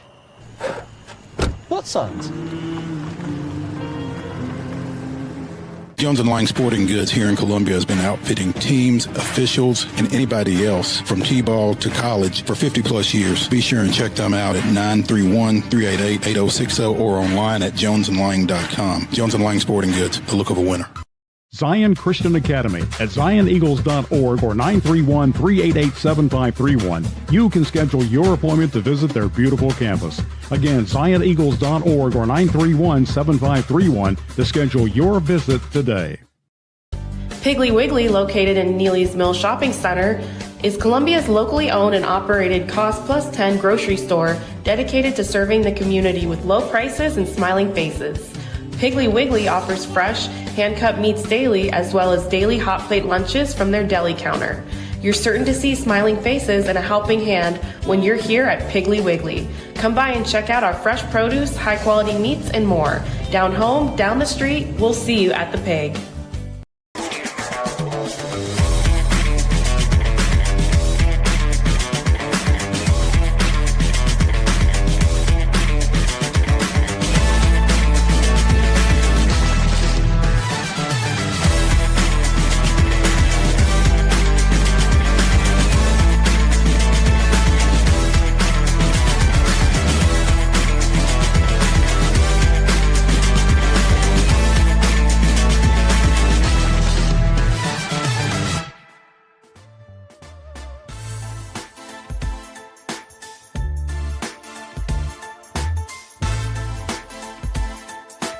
The weekend warm-up continues here on Main Street Sports Today, presented by the Tennessee Orthopedic Alliance of Columbia. That's Wade Neely. I'm Maurice Patton, and we now have with us from 615 Soccer, VALAIR SHABILLA, talking a little footy, specifically the Nashville Soccer Club coming off of a record-setting performance this past weekend at Geodis Park. Valair, thanks for joining us. Absolutely. Thank you for having me, guys. I've been able to do this show in my normal setup. I feel like the last couple of times I've just been on my phone in my car. So here we are back. Hopefully I sound good. I mean, as good as I can sound. You just showed off your versatility. You were flexible and versatile. I applaud the effort, Valair. I like the way you think. I like the way you think. We appreciate you making it happen for us, and we do enjoy your background, though. You've got a nice setup there. 7 goals last week. What do you do for an encore? You know, you got to go to Atlanta and win. Probably not by 7 goals, just because it's soccer and not hockey or football in some instances. You know, I think looking at Nashville SC, it's been a pretty positive season overall when you look at it. But then when you kind of dissect it, there hasn't been these long runs of wins or losses. It's just kind of been, here's a couple wins, here are a couple losses, and kind of back and forth. They don't like to draw very often. They've only drawn 1 game all season, which is very uncharacteristic from the old Nashville SC. But under BJ Callahan, they seem to be doing one or the other, either winning or losing, and more so winning. I mean, you know, I think there's been a clear improvement, and the only way to kind of keep that going and maybe get a little bit of a momentum is to keep winning away from home in Atlanta, which is a huge game for, you know, anybody following this team. Valair, with the last road trip, thinking back to Seattle a couple of weeks ago, kind of still a little bit in your back of your mind. Being a much shorter trip, being a rivalry game, can we hopefully expect a little bit better performance? Or at least I imagine that's at least the expectation going into this weekend, right? Yeah, I think so. I think, you know, when you look at the other away trips that Nashville SC took this season, there was the Red Bull game. That was a tough one. You know, they were starting a couple of center mids who pretty much have only played 1 game with each other. There was the big win against Philadelphia. Really good result against one of the best teams in the East. And there was the Charlotte game, which, you know, for the most part, Nashville SC played really well, played a really good half, but ended up losing in the end there. So, you know, overall in the season, I don't think there is an issue with Nashville SC away from home. One thing that BJ Callahan has been talking about is being themselves and being this team that is pressing, that is on the front foot, that likes to keep the ball when possible, even away from home. Something not a lot of MLS coaches rely on, something that could backfire, like the Seattle Sounders game you mentioned, where Seattle were able to score 3 goals in, I think, like 17 minutes or something like that. But that's kind of the risk Nashville SC and BJ Callahan are accepting, because the reward could be really nice, like a big win in Philadelphia or a big home win 7-2. So I do expect a better result, even thinking about the opponent. You're right. You don't have to go across country and go all the way to the Pacific Northwest. They're just going to Atlanta, an opponent they know very well, a stadium they know very well. A lot of these players have already played in Atlanta at least once or twice, if not more. And then just in terms of Atlanta having their worst start of an MLS season in their history, you know, they seem to be really struggling with certain things. And it, you know, if every other team has been able to take advantage of it, Nashville SC should be able to at this time. With that being said, how disappointing would it be if Nashville doesn't get all 3 points? How disappointing would it be if they have to settle for a draw? Because we know it would be disappointing if they took an L, given what you just said about Atlanta's record. Yeah, I mean, I think it's disappointing if they draw. I don't think they would be happy with it, honestly. Just talking to the players and talking to the coach and just kind of understanding the vibe and the mentality this team has, I don't think they're satisfied with a point. However, in the grand scheme of things, if you go to Mercedes-Benz Stadium and come out with a point, look, this is a very, very home-heavy league. You look across for years, the home field advantage is very huge in this league. So there's no shame in drawing Atlanta away from home. They did spend like $50 million on their attack this offseason. It's not for a lack of quality. It's maybe a lack of cohesion, maybe a lack of putting the right pieces together. But Atlanta doesn't have a lack of quality. If you look at that front line, it's just an incredible, players who in the past just wouldn't be in MLS even. But because they have this Arthur Blank, he owns the Atlanta Falcons as well. So you guys talking about that. Well, he was mentioned earlier in one of your segments, but there is a push towards Atlanta. So they do have the quality. I do think they'll eventually figure it out, but they are running out of time to figure it out before the fans turn on them, really, because 10 games into the season, they're looking really, really bad. Valair Shabilla of 615 Soccer joining us here on Main Street Sports today. And Valair, as you talk about fans turning on you and that kind of thing, we were, how close were we to that last year? I would say Nashville hit that. I would say the boos that you would hear at the stadium at halftime and at certain amounts at certain times in the game, I think you certainly felt like I think the fans felt like the front office and Nashville SC just weren't doing enough. Then they got rid of Gary Smith, which was a very, very big decision. And things didn't get much better in terms of results, but there was starting to be this feeling of like, maybe we can be something better, right? Maybe Nashville SC has something to fight for. They ended up not making the playoffs pretty disappointingly, but I think if you look at the attendance from the end of last year, just pure numbers wise, I mean, it was rough. Towards the end of last year, Nashville SC were struggling to get people into the stadium. And even the people who went to the stadium complained about it. So I think they turned to an extent. It was mainly on the first sort of domino to fall was the coach, was Gary Smith, the head coach. And then it kind of that cascaded into Mike Jacobs and the front office. And I will say you got to give them credit where credit is due for the front office, because they have turned it around pretty significantly, I would say, just so far this season. They got BJ Callahan, which every day that's looking more like the right decision. The incredible additions of Ahmed Qasim, Eddie Taxeth, even Patrick Yazbek last season, Brugman, Palacios. I mean, these are guys who have come in and played significant minutes. Some of them are undroppable from the starting 11. Those are all new signings. It doesn't usually work out like that with new signings. It takes them time to adapt to the league, to the team, all that. It seems like they found real gems, and they have the right man in charge. It seems like, again, I know it's 10 games in. I don't want to make huge judgments, but for what we have seen, Nashville SC 2.0 is a huge improvement on Nashville SC 1.0, I guess. And again, you don't want to put too much in 10 games. You don't want to put too much in a single game. But again, that 7 goals against the Chicago Fire, that was the most goals by an MLS team in 3 years. I mean, that's got to be something to feel positive about for anybody connected with or watching this team, I would think. Absolutely. I think they were 1 goal away from the MLS record, which is 8.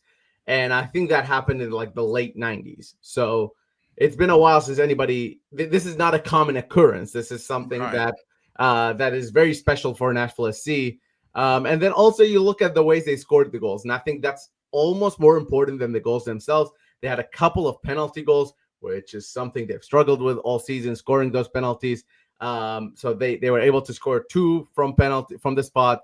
They had a couple that were over the top goals of, a direct ball coming in from the defense, opening up space, and Sansorich puts it away. And then they had a couple combining goals where Hani Mukhtar passed it to Indian Har passes back to Mukhtar, he puts it in.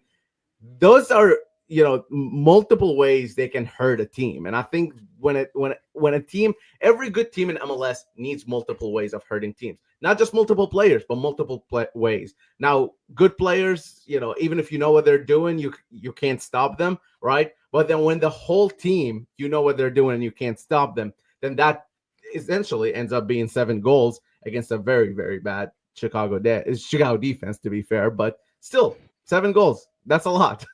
And I think also, Valair, we talked about, what it means and expectations going on the road and wanting or expecting to win in Atlanta, but I also think there's something to be said for taking care of a team like Chicago.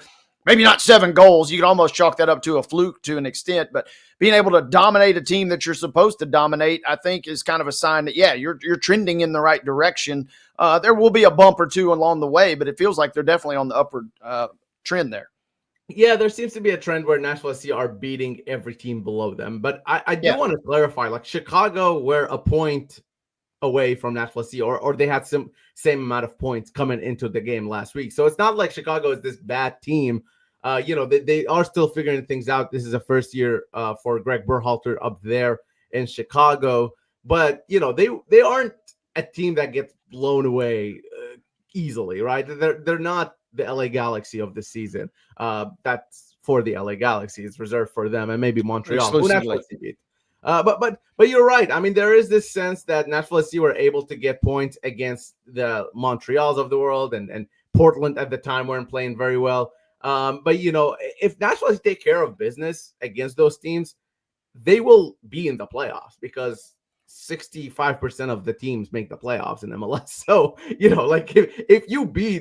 if you are better than 4 or 5 teams, you're pretty much in the playoffs guaranteed. So that is a big positive, where Nashville SC were always known as the team that played to their opponent level. They would match Inter Miami with Messi. At the same time, they'll match, a Montreal team that can't score a goal. Now we're seeing Nashville SC kind of being confident in their game. And sometimes that's bringing them wins, obviously, and sometimes it doesn't. But at the end of the day, they are able to show their quality when needed. Valair, what should we take from this week's announcement that GM Mike Jacobs will now serve as president of soccer operations as well as GM? Yeah, I think he was kind of already doing that, honestly. I think this is more of we want to reward you for the work you've done, and there's only so much you can go higher up when you're a GM in a sports franchise. So you get an extra title to your name, and maybe a couple $100,000 more. I don't know what the money situation is, but to get him to that level, he will need sort of a title, and maybe that's something he was pushing for. Maybe that's something that was kind of predetermined, but they didn't want to announce it beforehand because situations weren't. He wasn't the most loved man in Nashville at some points, but he is getting that reputation back, that reputation of being cutthroat and bringing in the right players, being a little ruthless in terms of contracts. Hey, if you are no longer needed, we're not going to just keep you around because you gave us 2 or 3 good years. Those are things that have been said about Mike Jacobs in the past. And look, this is what the industry, this is what the business is. So I don't blame the man. I think that's a really, actually a good thing. But at the end of the day, results speaks for themselves. And if this team continues to get results, I think he has an opportunity as a man, like as a person, to do something that I have seen very rarely in sports, which is like, change the opinion of the fans from anti to for. Because he was for. Fans loved him. Then fans didn't really like him. And now he's kind of going back to the fans liking him again. And I just don't see that a lot in sports. It's generally fans don't like you and then you get fired. That's like that's a progression, right? So I think he has an opportunity here with the signings that he's done already and what he will do in the summer to really change opinion of what he has done. And not just him, of course, the front office as a whole. It's not just him. It's an operation, multiple, full-time employees working on this. It's going to be a busy week for NSC because they go to Atlanta tomorrow for that afternoon matchup, and then they come back to Geodis on Tuesday for this U.S. Open matchup in the round of 32 with the Chattanooga Red Wolves. What is that turnaround? What situations does that turnaround pose for NSC, do you think? I think that their depth will be tested, obviously. It's not just this week. In the month of May, they have 8 games guaranteed, probably going to be 9 if they beat the Chattanooga Red Wolves. That's just in 1 month in May. 5 of those games are at home. So it's a lot. That's a lot to put on a team that's kind of banged up already. When you look at Walker Zimmerman, still in concussion protocol. He hasn't played the last 3 games. He doesn't look like he's going to be playing tomorrow, just based on what BJ Callahan said yesterday. So I think the depth's going to be tested. the Chattanooga game, the Red Wolves are 2 divisions below Nashville SC. And while I love the Open Cup and I love the camaraderie around, having lower division teams, because it's the Open Cup, it's open. And a team like Chattanooga Red Wolves can beat teams in other divisions. I do think Nashville SC might be a bit too much for them to handle. So I wouldn't be surprised to see a roster that is very light on Nashville SC starters. From Nashville SC, I would probably assume that they'll call a few players from Huntsville, which is Nashville SC's second team. So maybe for that game, it's not as big of a deal. But then even if you look at the week after, there's a midweek game. And then the week after, if they beat Chattanooga, they'll have a midweek game as well. So that's a game every 3 days. Even in training, you don't have as much time to study the opponent. You don't have as much time to work on certain things. You don't have time to have intense training because you want to recover for the game that's happening in a couple days. So all in all, I think that the depth will be tested. I think there is enough in attack, honestly, when you look at somebody like Jonathan Perez or Jacob Schaffelberg, who just haven't played enough minutes this season. In defense, things get a little tricky because they're already using Palacios as the backup center back for Walker Zimmerman. Then they'll have to go to a homegrown and Chris Applewhite, who has a bright future, but who knows if he's ready to take that step right now. But I think they're almost going to be forced to do that because, no player can play 90 minutes after 90 minutes. So I think we'll see some names that we haven't seen much this season, if at all.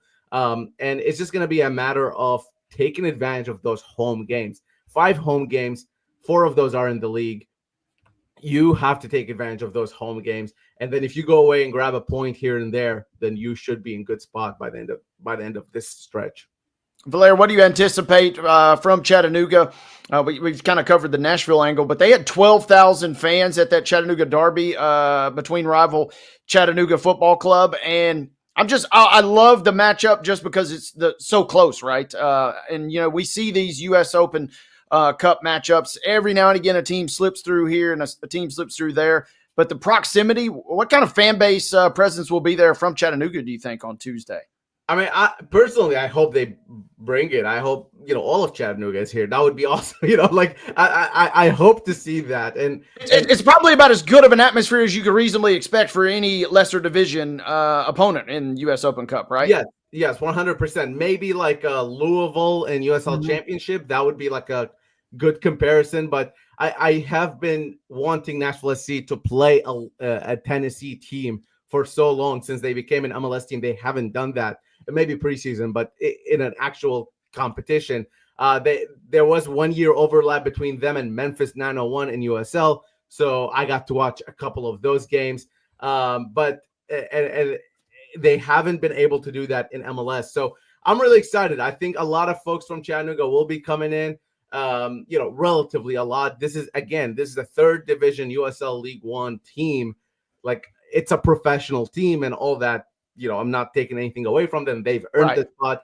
They've won those penalty shootouts and they've gotten here.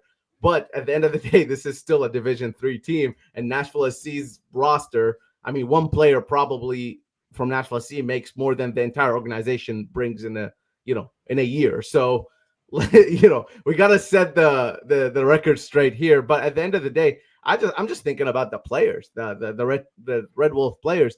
This is incredible. They get a chance to play at Geodis Park against a team that is, again, somewhat local and a good fan base that will be coming with them.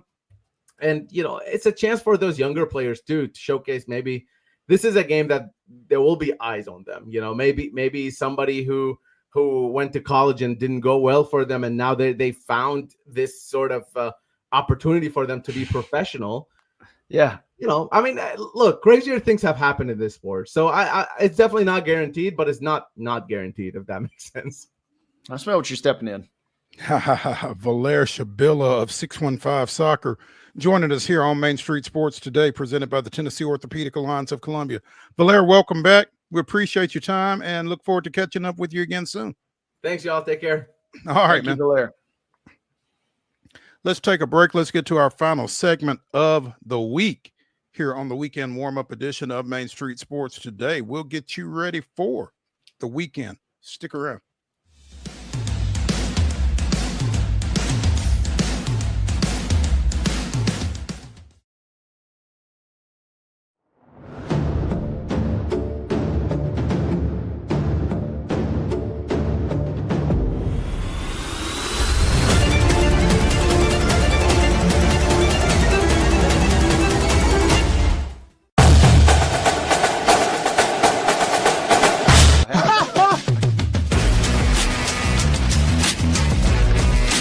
Hey, let's go Stros.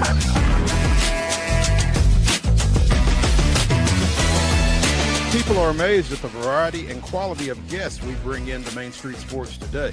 But when you've been in this business for nearly 40 years and you never throw away a phone number, it's pretty easy. Right, Wade? Absolutely. And Wynn agrees with me. Check out some of our guests featured on Main Street Sports Today.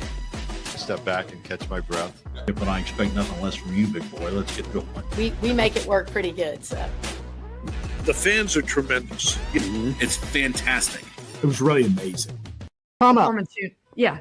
From preps to pros, you never know who's going to stop by, so be sure to listen to and watch Main Street Sports Today from 2 to 4 p.m. daily on the MSM TV app.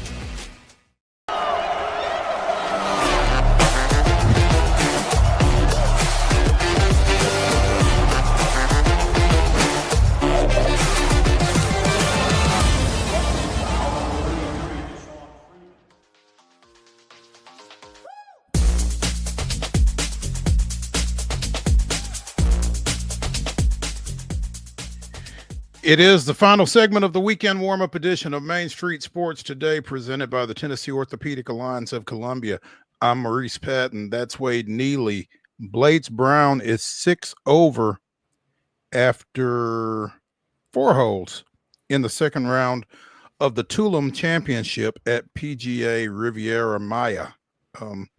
Finished yesterday at 7 over, so he's 1 under for the round, but things are not looking great.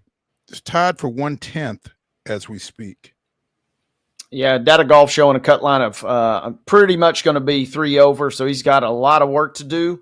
On the other hand, yeah, you know, we'd all be disappointed if he does get bounced, but there are worse tournaments and places to get bounced from than down there at the Riviera Maya. I'll tell you that right now. Well, I mean, do you hang out for the next couple of days? Or might as well, right?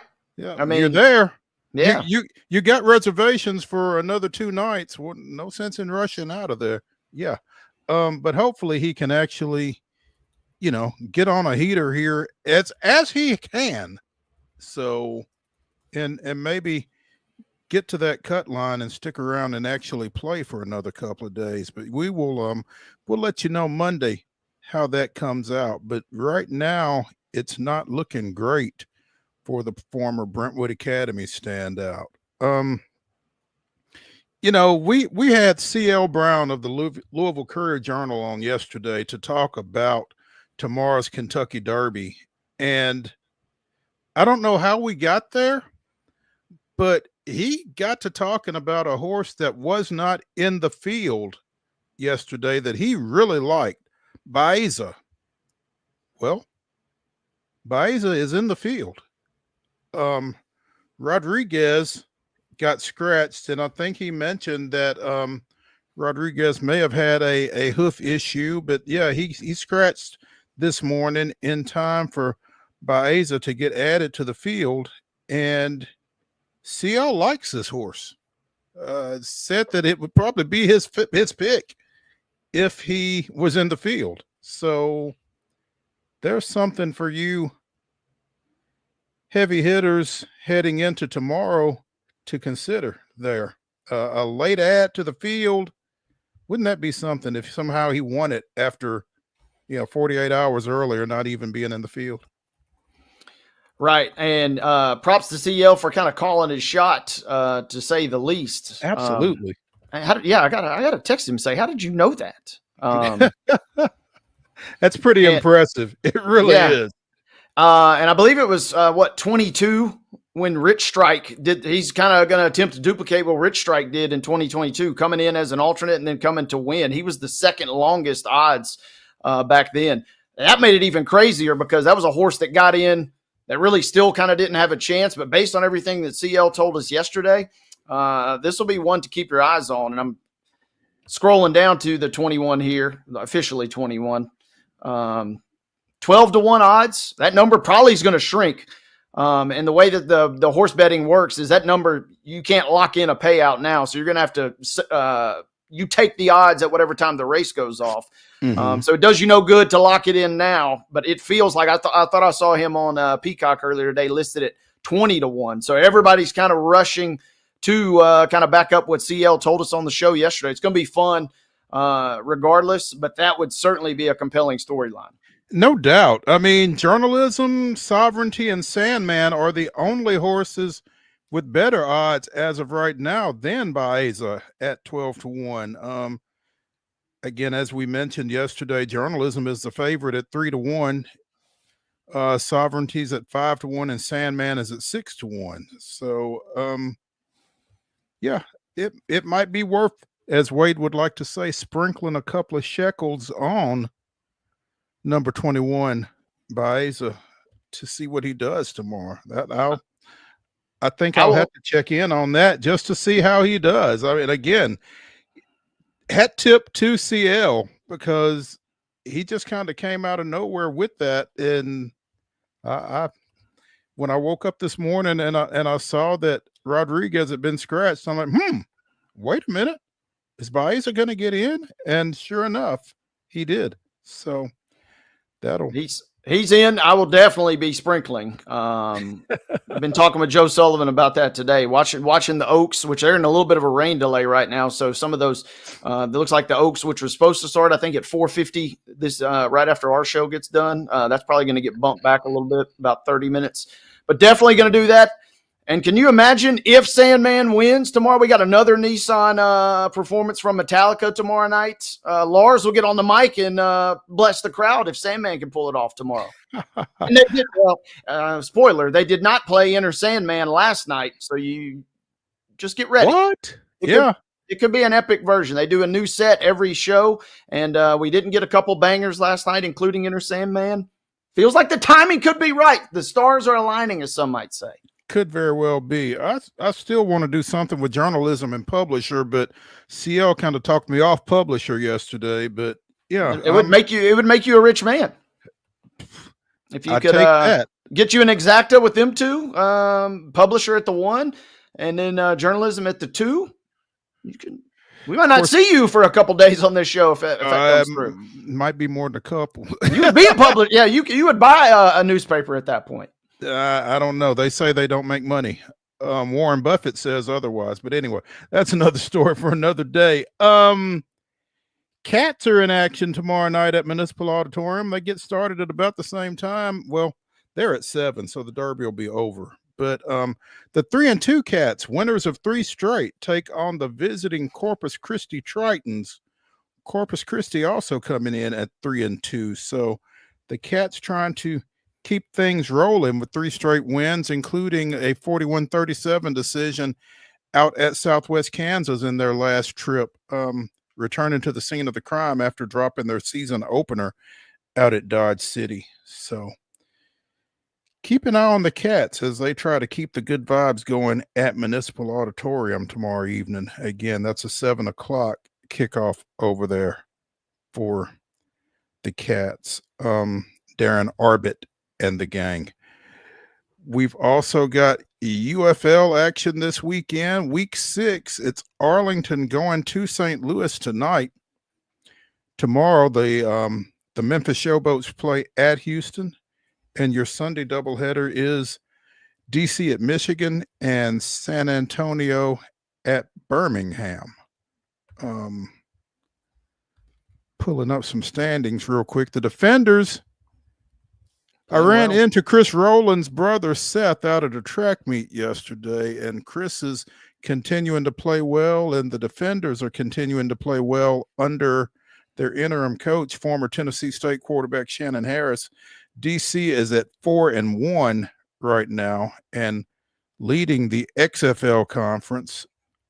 The Stallions, they are the best team by record in the UFL right now, the defenders are, because Arlington, St. Louis, Birmingham, and Michigan are each 3-2. Birmingham leading the USFL conference, or they and Michigan are tied atop the USFL conference. So DC looking to kind of take further control of things with a win this weekend on Sunday at Michigan. So Michigan a small favorite in that game, so DC will have to play well. It sounds like favored by 2.5.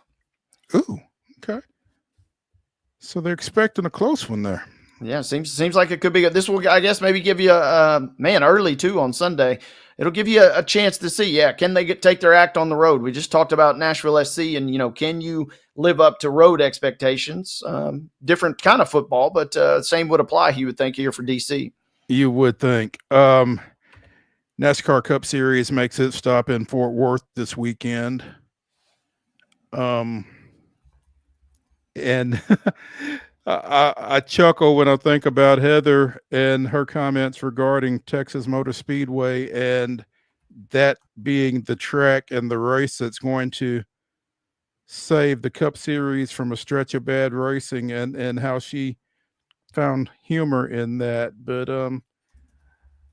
I'm sure it'll be interesting to see who comes out here. Not sure who's favored off the top of my head. Chase Elliott won it last year.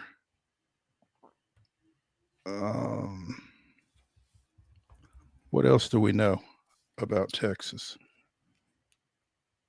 She mentioned, I'm being intrigued by the kind of, not necessarily Texas, but the kind of the stretch of races. It seemed like that she kind of was insinuating what this being kind of maybe the lower end of this stretch, where some guys kind of feel like they may have the goods to kind of make some moves. Yeah. We've seen some folks go back-to-back wins. Austin Cindric won at Talladega this past weekend. Be interesting to see if he can back that up with another win this time around. That was his second win of the year, going back to the duels at Daytona back in mid-February. So other end of the spectrum too, Sunday is the Miami Grand Prix for the F1 fans. Always delivers. It is worth tuning in for the paddock walk alone, because Martin Brundle, the Sky Sports reporter, he is always good for a laugh, always good for an interview, including 2 years ago when he thought Paulo Banchero was Patrick Mahomes. It is gold. And Miami, obviously, the stars are out. Brady is usually there. It's a real who's who. They really kind of roll out the red carpet when they come to that first stop in the States every year in Miami. Ryan McGee's down there covering it for ESPN, too. So it's going to be an epic weekend, and finally a manageable time zone to be able to watch this go. You're not getting tested, huh? Nuh-uh. Okay. We might have to see if we can get Ryan on coming out of this. He's been cranking out the content on the social. It's been looking like a fun time, which, it is Miami, so I don't need to say much more. That enough said right there. You're not covering any marathons this weekend. What's the weekend looking like for Wade? I'll be at Metallica rocking out. We got Limp Bizkit, Mark Rogers, producer's favorite. They'll be in the house as the opener tomorrow. And then, probably tune into some F1 over the weekend, and kind of just keep tabs on the rest of the NBA playoffs. Game 7, Denver and LA will be scenes, and then the hockey Game 7 that will take place simultaneously. I'm carrying a laptop. I may have to bring both laptops to the press box at Nissan on Saturday from the town. So, a concert and 2 ball games all in one spot. It's tough, man. I like it. That's going to do it for the weekend warm-up edition of Main Street Sports Today, presented by the Tennessee Orthopedic Alliance of Columbia. Be sure and join us Monday at 2 o'clock, where we let you know everything that you might have missed from the weekend. We'll see y'all. Y'all stay dry. Later, gang.